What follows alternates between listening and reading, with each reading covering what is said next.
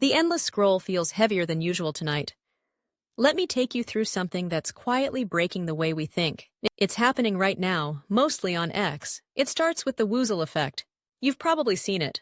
Someone posts a claim, maybe half true, maybe completely made up. Another person quotes it. Then 10 more quote those quotes. Soon, hundreds are sharing the same thing, each one pointing to the last as proof. Like Winnie the Pooh and Piglet following their own footprints in the snow, thinking they're tracking a monster. The tracks get deeper with every repeat, but they still lead nowhere. Repetition tricks us into believing something just because we've seen it so many times. Then there are the echo chambers. We follow people who already agree with us. The algorithm notices and shows us more of the same. Slowly, the feed becomes a closed room. Every voice inside sounds just like ours, only louder, angrier, more certain. Anyone who says something different gets blocked, ratioed, or simply ignored. The walls close in. We feel safe, but we're also getting narrower, more extreme, more isolated. Confirmation bias feeds on that isolation. It's the quiet voice in our head that says, "Only look for evidence that you're right." We retweet the posts that make our side look good. We scroll past anything that might complicate the story. The algorithm is happy to help. It serves us an endless stream of bite-sized outrage that feels like truth, but is really just comfort food for our existing beliefs. And then there's simplification. Real problems are messy.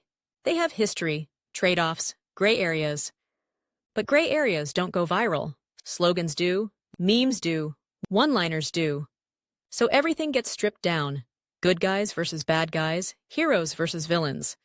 Nuance gets called weakness. Complexity gets called coping. In the rush to be heard in 280 characters, we lose the ability to think in paragraphs. These four things, the Woozle Effect, echo chambers, confirmation bias, and ruthless simplification, they don't just live on X, they dominate it.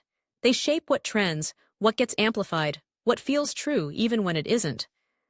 Misinformation spreads faster because it's simpler and more emotional. Good faith discussion gets drowned out by performance and dunking. The loudest, angriest voices win the attention, and the platform rewards them for it. A lot of people I know have left. They've gone to Bluesky or smaller corners of the internet, hoping for something calmer, kinder, more curated. I get the impulse. It feels like escape. But hiding in another bubble isn't the solution. The patterns follow us wherever we go if we don't change how we think and argue. And more importantly, the fight for open conversation, for better discourse, for a healthier public square, that fight is happening here, on X. This is still the place where the most people are, where ideas collide the hardest, where change, if it's going to happen, has to start. Running away hands the space over to the worst voices. Staying means choosing to question our own side, to read past the outrage, to call out bad faith even when it's on our team. It's exhausting, but it matters. We have to stay in the arena, see through the echoes, and remember that truth is rarely simple, rarely comfortable, and almost never viral on the first try.